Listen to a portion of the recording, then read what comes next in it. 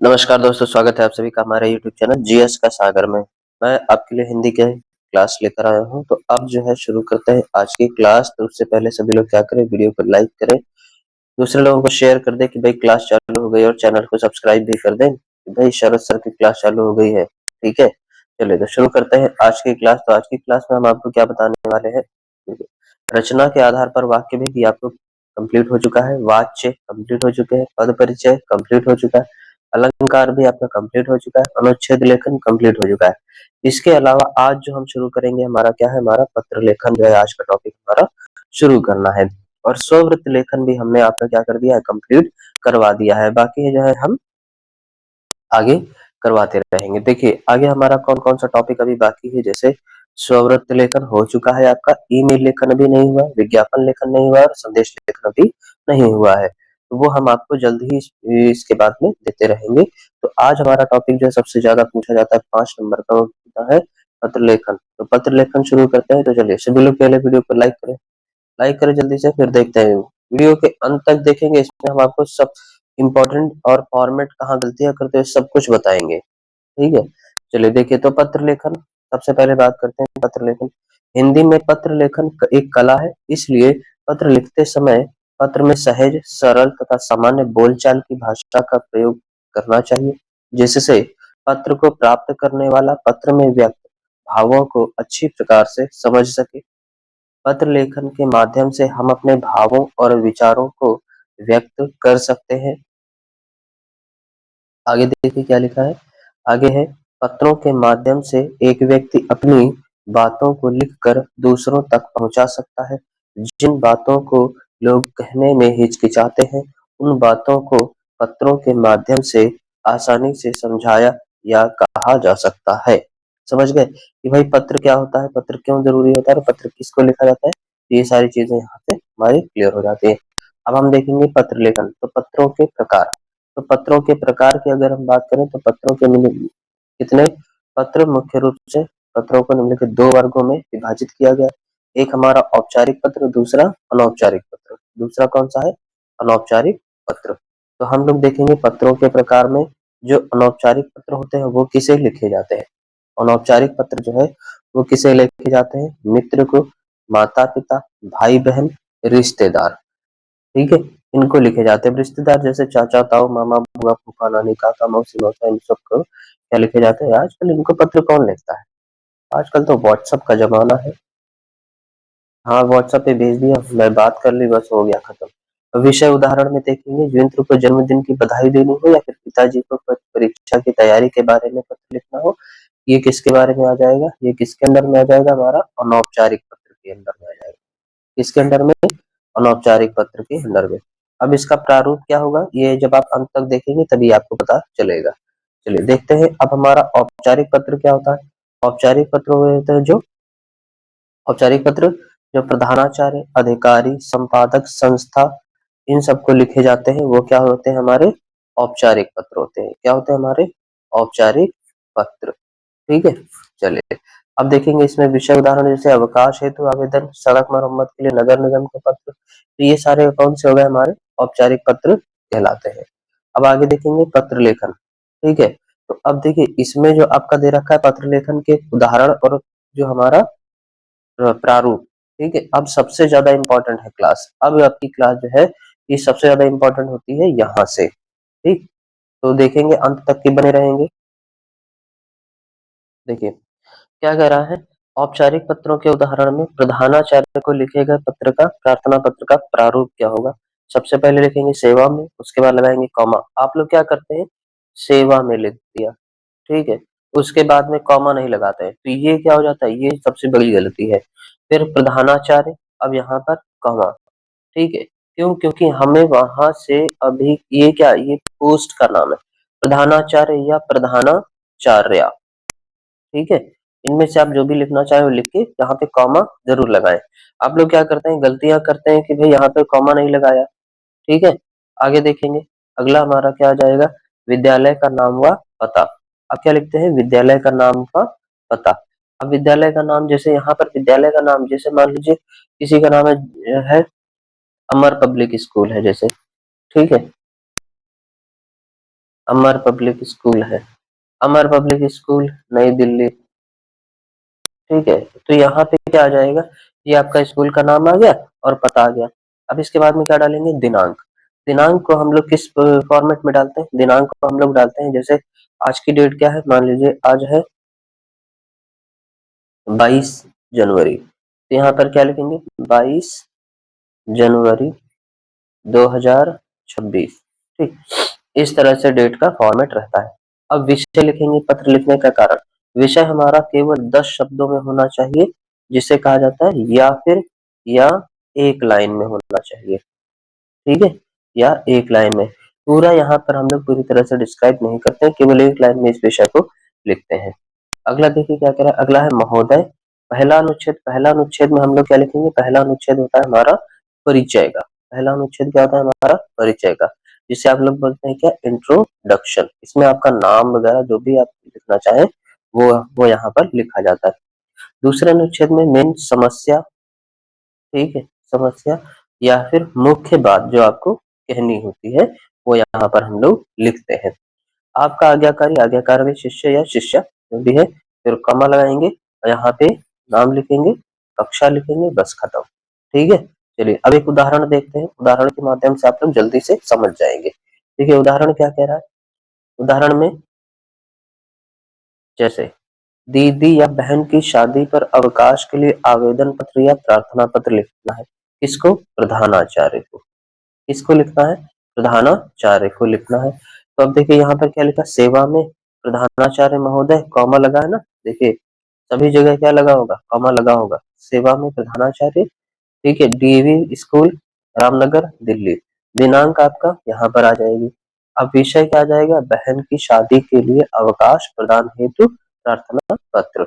अब ये देखिए ये क्या, सिंपल सा एक लाइन में है, ये क्या है, सिंपल सा एक लाइन में आपकी क्या आ गई, आपका विषय आ गया। एक लाइन से ज्यादा का नहीं लिखते हैं। अब इसके बाद महोदय, फिर यहाँ पे आपका कॉमा। अब देखिए क्या लिखा है, सविनय निवेदन यह है कि मैं आपके विद्यालय के कक्षा 10वीं का विद्यार्थी हूँ। मेरे घर में मेरी बहन की शादी है, जिसकी दिनांक 10/9/2024 और 11/9/2024 निश्चित की हुई है। मैं अपने पिता का इकलौता पुत्र हूँ, अतः शादी में बहुत से कार्यों में मेरा होना अति आवश्यक है। इसी कारण मुझे 8/9/2024 से 12/9/2024 तक का अवकाश चाहिए। ठीक है, तो ये क्या हो गई, ये इसमें देखिए पहले में परिचय भी हो गया आपका और मेन मुख्य बात भी हो गई। ठीक, अब हम लोग क्या करते हैं, अतः आपसे विनम्र निवेदन है कि आप मुझे अवकाश प्रदान करने की कृपा करें, इसके लिए मैं आपका आभारी रहूंगा। धन्यवाद, आपका आज्ञाकारी शिष्य स्वाधीन शर्मा, ये आपका नाम। ठीक, जब कभी भी पेपर में आएगा तो यहाँ पे कभी भी अपना नाम नहीं लिखते हैं, पेपर में कभी भी एग्जाम हॉल में कभी भी अपना नाम नहीं लिखते हैं। क्या लिखेंगे, का, ख, ग। ठीक है, चलिए इसके बाद में कक्षा 10वीं रोल नंबर, समझ गए। चलिए आगे देखते हैं। नेक्स्ट अब देखते हैं कार्यालय। अगर किसी कार्यालय को अगर आप पत्र लिख रहे हैं तब क्या करेंगे, कार्यालय को पत्र लिखते समय सबसे पहले सेवा में प्रबंधक, अध्यक्ष या फिर जो भी जिससे आप पत्र लिख रहे हैं, यहाँ पर आ जाएगा क्या, हमारा पद का नाम आ जाएगा। मुख्य रूप से क्या आता है, पद का नाम। फिर कार्यालय का नाम हुआ पता, जिसे आप पत्र लिख रहे हैं, जिसे पत्र लिखा जाता है, जहां पर भेजा जाता है। ठीक है, जिसे पत्र लिखा जाता है। अब यहाँ पर क्या जाएगा, दिनांक। विषय क्या आ जाएगा, पत्र लिखने का कारण कि आप पत्र क्यों लिख रहे हैं, समझ गए। अब महोदय, पहला अनुच्छेद जैसा हमने आपको बताया था क्या आ जाएगा, इसमें इंट्रोडक्शन वाला पहला पार्ट आ जाएगा। उसके बाद में मेन कंटेंट यहाँ पर आ जाएगा। दूसरा अनुच्छेद में आपकी समस्या क्या है या फिर आपके विचार क्या है, जो कुछ भी आप कहना चाहते हैं लिख दें। फिर समाप्ति में धन्यवाद, आभार और भवदीय या भवदीय, फिर नाम, पता और फोन नंबर यहाँ पर आप लिख देंगे। ठीक, चलिए आगे देखें। आगे अगर, हाँ ये सबसे ज्यादा इम्पोर्टेंट है, अगर आप परीक्षा भवन से पत्र लिख रहे हैं तो किस तरह से आप पत्र लिखेंगे, इसका प्रारूप क्या होगा, ये सबसे ज्यादा मोस्ट इम्पोर्टेंट है, जो 90% बच्चों को नहीं पता होता है कि वहां पर कैसे लिखना है। देखिए अगर क्या होगा, परीक्षा भवन से लिख रहे हैं तो आप परीक्षा भवन, ये क्या होता है, ये एग्जाम हॉल में। ठीक है, अगर आप एग्जाम हॉल में बैठकर पत्र लिख रहे हैं तो सबसे पहले यहाँ पर क्या आएगा, परीक्षा भवन आएगा।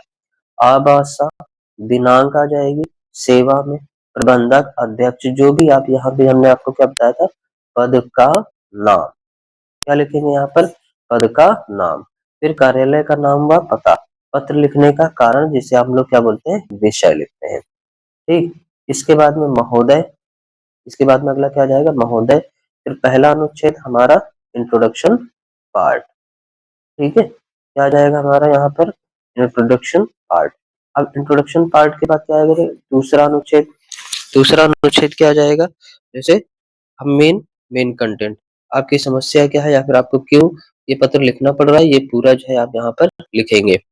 फिर समाप्ति पे धन्यवाद, आभार, भवदीय, भवदीया, नाम, पता, फोन नंबर यहाँ पर आप लोग डाल देंगे। ठीक है, वैसे ये क्या रहता है, ये हमेशा काल्पनिक रहता है। क्या रहता है, हमेशा काल्पनिक ही रहता है, कभी भी वास्तविक चीजें जो है पत्र लेखन में नहीं लिखते हैं, वास्तविक चीजें पत्र में नहीं लिखते हैं। समझ गए, चलिए आगे देखेंगे। अगला है उदाहरण। उदाहरण देखिए क्या लिखेंगे, जैसे विद्यालय में योग शिक्षा का महत्व बताते हुए किसी समाचार पत्र के संपादक को पत्र लिखना है। तो यहाँ पर क्या लिखेंगे, सेवा में, संपादक महोदय, दैनिक जागरण, सेक्टर 30, दिनांक 26 अप्रैल 2024, चंडीगढ़, फिरोजपुर, जीरकपुर। ठीक, अब विषय क्या आ जाएगा, योग शिक्षा का महत्व। यहाँ पर क्या लिखेंगे, महोदय, और फिर कॉमा लगा देंगे। इसके बाद में अगला क्या लिखेंगे, आगे हम पूरा मेन कंटेंट लिखेंगे।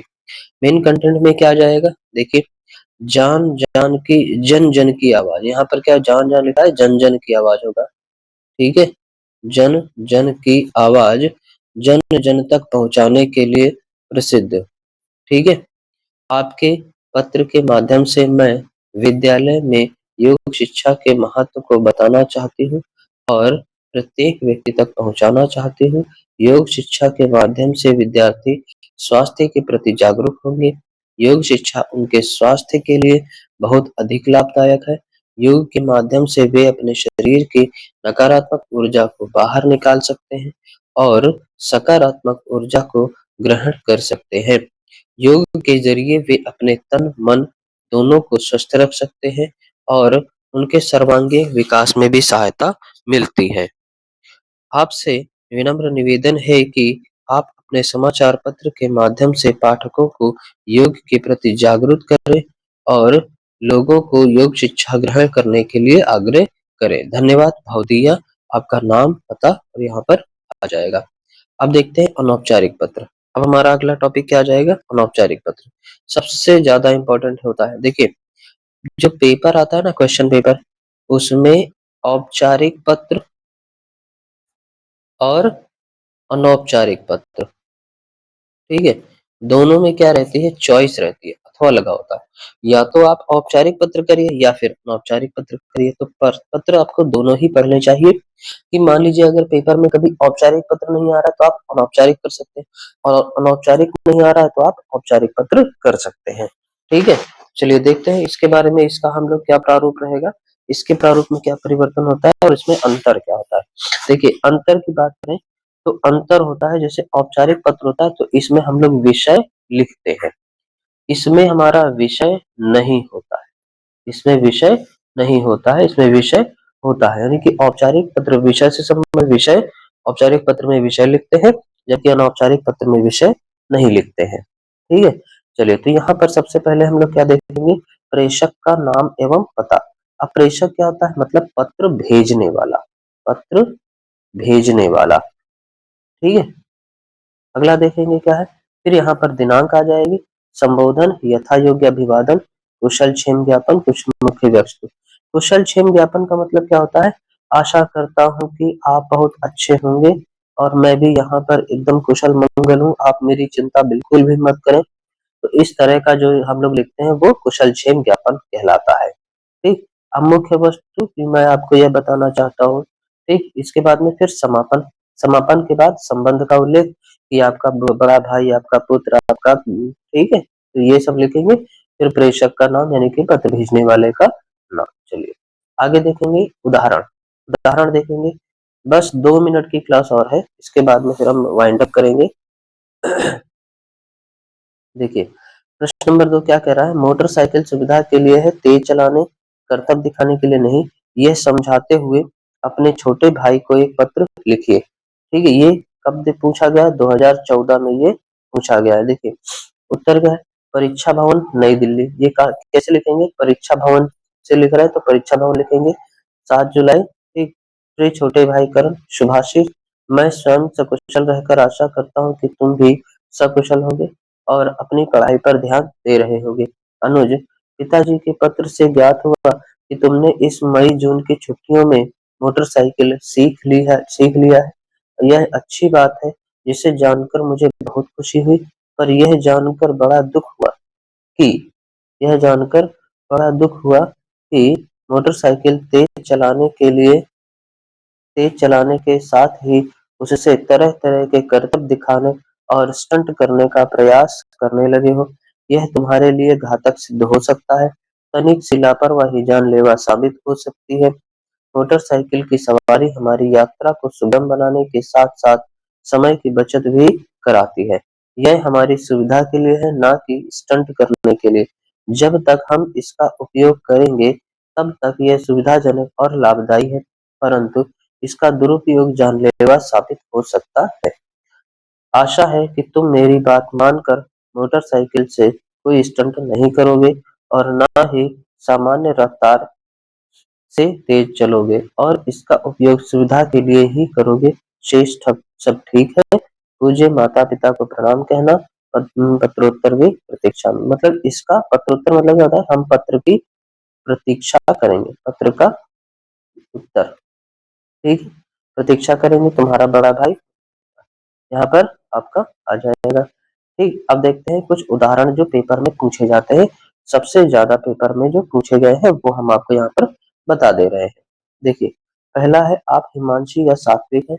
जापान में आयोजित विज्ञान मेले में आपके द्वारा वहां प्रदर्शित प्रोजेक्ट को भूरी भूरी प्रशंसा, मतलब बहुत ज्यादा प्रशंसा हुई है। वहीं से उसकी विस्तृत जानकारी देते हुए अपने प्रधानाचार्य को लगभग 120 शब्दों में पत्र लिखिए। ठीक, आपके शहर में सड़कों को चौड़ा करने के बहाने आवश्यकता से अधिक पेड़ काटे जा रहे हैं। इसकी जानकारी देते हुए पर्यावरण मंत्री को लगभग 120 शब्दों में पत्र लिखिए।